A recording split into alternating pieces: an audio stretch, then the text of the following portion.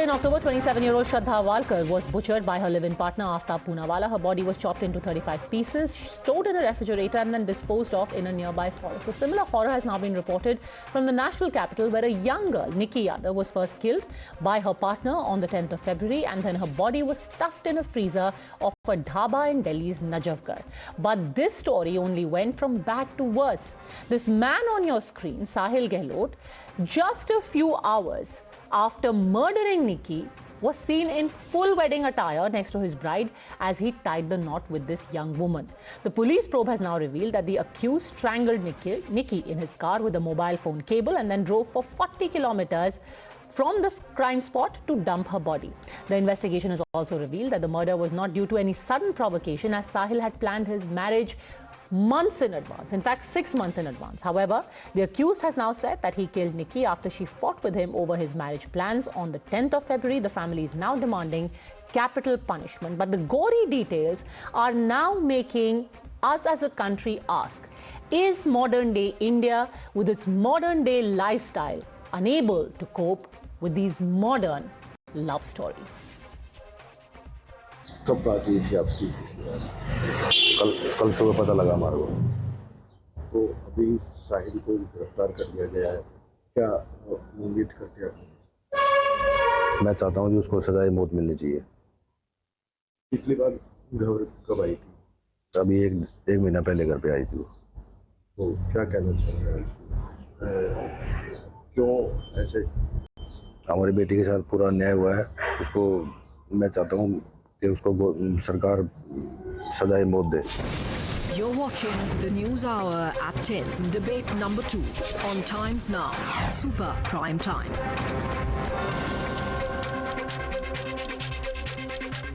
All right, joining us on the show now is Dr. Jayanti Datta, criminal psychologist, Vikram Singh, former DGP of Uttar Pradesh, and Shraddha Walkar's father, Vikas Walkar. Shraddha, Vikas ji, आपको क्या ये देख करके दुख होता है, अचंभा होता है कि श्रद्धा के साथ जो हुआ उसके बाद इतने लोगों में आउटरीच हुआ, उसके बावजूद एक और ऐसी हत्या हो जाती है?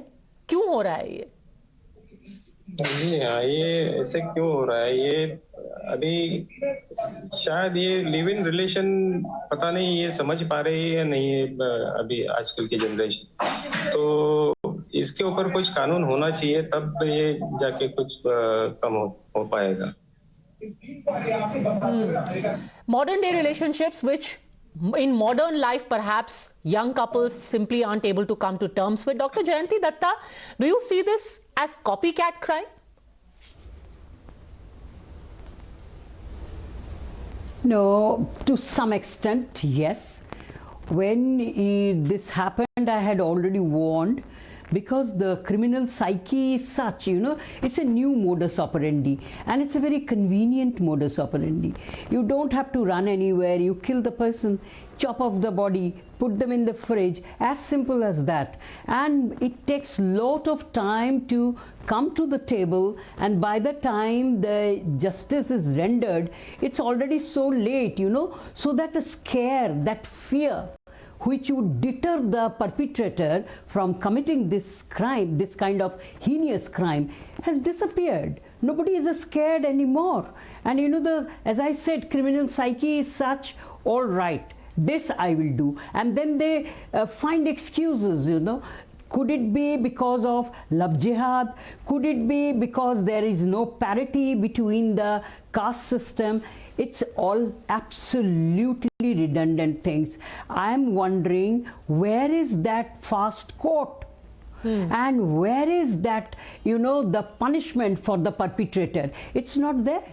You are more friendly with the perpetrator than the victim. The victim has been mercilessly, heinously, in a heinous manner murdered, and you are now finding out, all right, we have to collect this, we have to collect that. Could it be because of outrage? Could it be because of the anger? It is really, I think it's a shameful thing. Okay, you're looking at the loopholes in the law, but frankly, at least in this case, almost immediately the body was recovered. It was done. It was the accused who led the police to the body, so they feel they have a more watertight case. But is it difficult to prove the circumstances of the murder, Mr. Vikram Singh? Considering that both of them were known to each other, considering that eventually it was found in a freezer several kilometers away from where the accused himself was?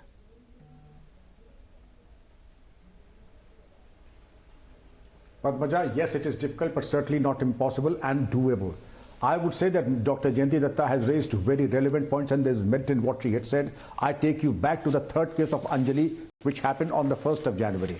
These three cases go to show that yes, we could have done. When I say we, the police could have done much better and put their best foot forward. But unfortunately, that professionalism was sadly missing. In the case of Aftab and Shraddha, yes, indeed, what I would feel that the case should have been put in the fast-track court, give up the rudimentary evidence that you had in hand, and a supplementary charge sheet could have been given. But the delay in submission of the charge sheet gave the indication that perhaps there is an escape route. I would not like to believe what I'm told, but it is the delay in which the charge sheet was submitted. Yes, very painstaking, 6,600 pages. But Padmaja, there's certain thing that we put every ounce of our energy and ensure that we do not leave any loopholes. In this case, I would have been very happy if a fast-track court has been resorted to and the conviction happened at the earliest. We have done it in the past, and we should have done it in the case of Shraddha Walkar. We did not do it.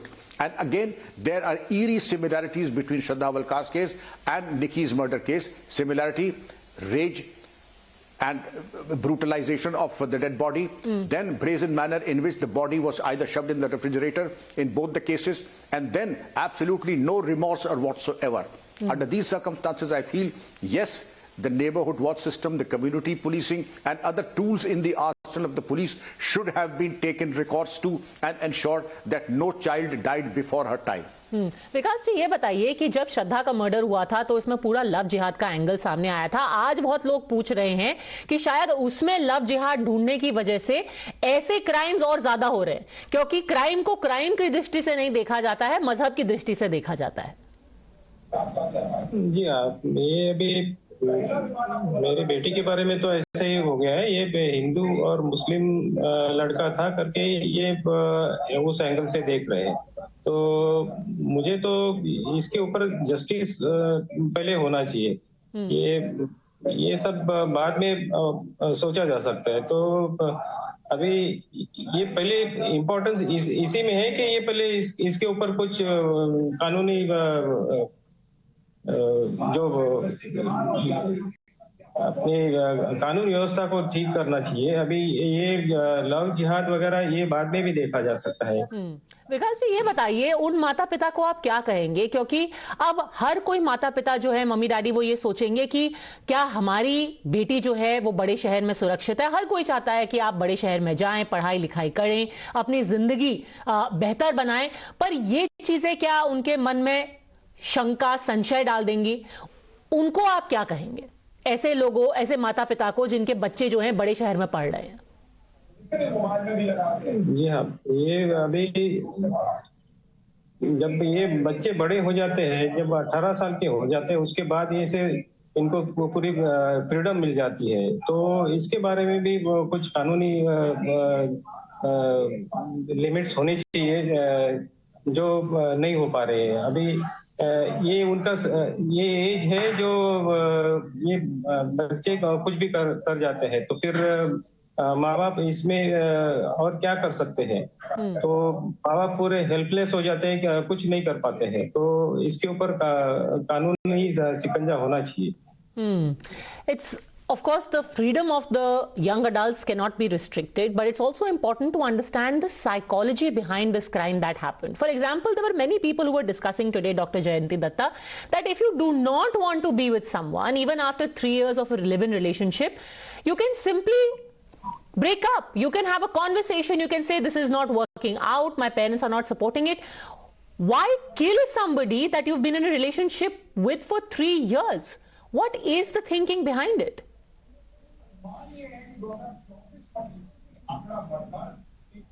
I think there are 3-4 components in it, Padmaja. One, your society does not accept this kind of outright, the relationship, live-in relationship. You have hurdles there. Secondly, if the girl you promise to marry, and if she goes to the court and she claims that you have promised me marriage but you have not, you know, sort of, you are not marrying me, so it becomes a problematic thing for the man, you know, to carry on with any other relationship. The girl is hesitant to go back to the society, forget about the parents, and the boy is not able to go ahead because he feels that now I'll be dragged into the court and it will be a kind of a, you know, the claim will be that he has raped me. The third thing is, now when you say that live-in relationship is not accepted, fine, but that does not mean your right to leave is taken, snatched away from you, and you are brutalized, you are murdered, and you are cut into pieces. What happens now when you say, you just now said, you know, should the parents be worried that the girls are going for higher studies into the metropoles? Shouldn't the boys' parents be worried that the boys are going to the metropoles and becoming heinous criminals? I think it's the law, you know, which is to come in a very strong manner and render a very punitive kind of a punishment for this kind of thing, because this can happen anywhere. Whether the girl is educated or not, whether it is in metropole or not, you see this has happened in hilly areas also. It would take on, Padmaja, believe me, when you send this message across the society that, you know, you can get away with this kind of a crime, there will be more crimes like this. See, when a rapist it should be the sternest message possible. Spare even a 3-month-old child. Absolutely. The other part of this crime that really stands out, Mr. Vikram Singh, is how can somebody commit murder in the morning, the wee hours of the morning, and get married later that evening? Is it possible for a regular person to indulge in a crime like this?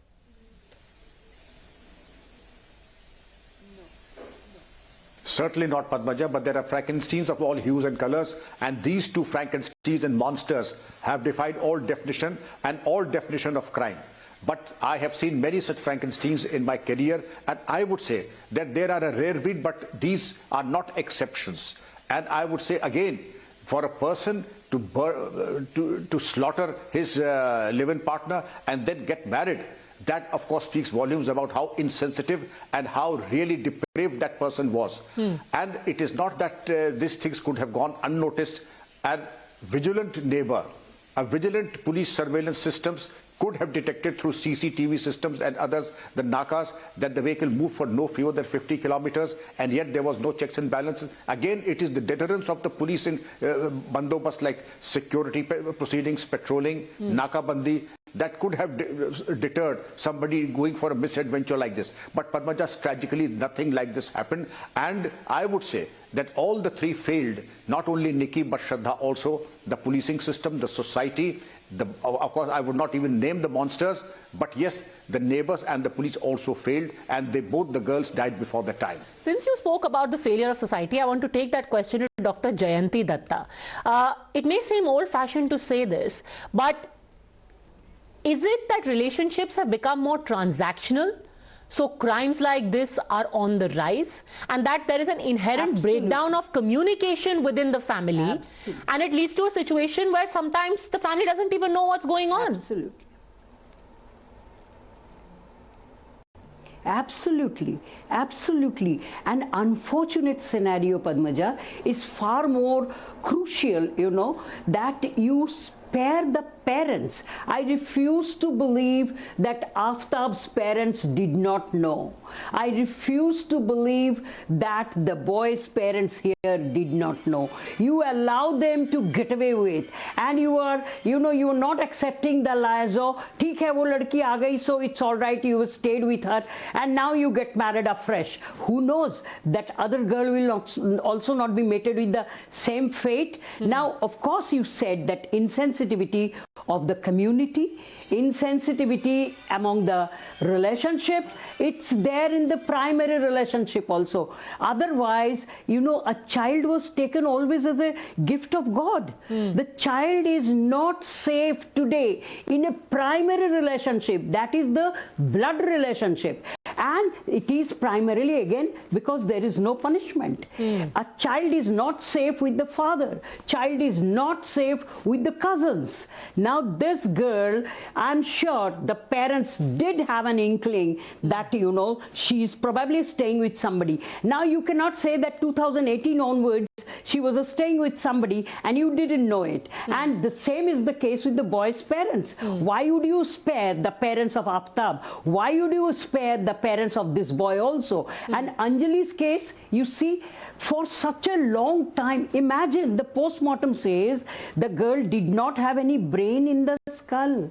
So you must have taken care to hang the girl's head in a way so that it is smashed totally.